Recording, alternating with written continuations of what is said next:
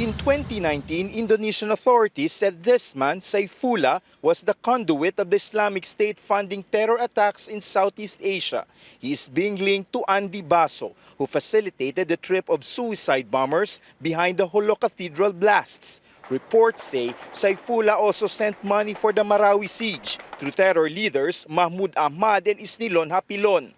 During the Marawi siege, Saifullah traveled to Afghanistan to continuously coordinate the financing of terrorist activities in the Philippines.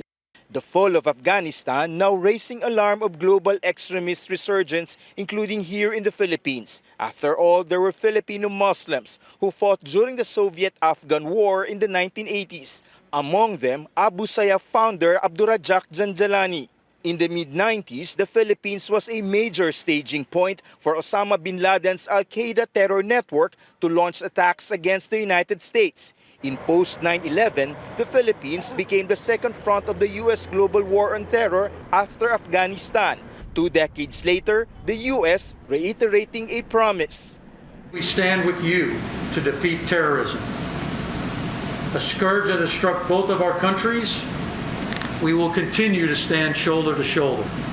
The Philippine National Police says it is on alert for any attempts by local radical groups to stage attacks in support of Taliban forces. It is very remote because we have already reduced substantially the capability of the local terrorists to launch conflict. The growing confidence by the military stems from the fact Moro rebel groups have signed a peace deal with government and are now helping fight fundamentalism.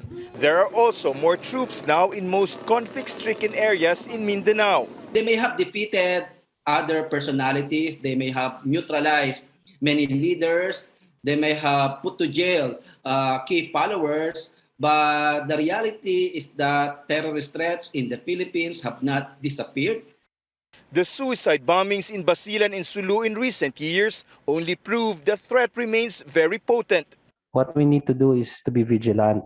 Despite being widely opposed, experts like Banlawi hope the new anti-terror law could eliminate those who finance radicalism as well as those who promote it on social media. David Santos, CNN Philippines.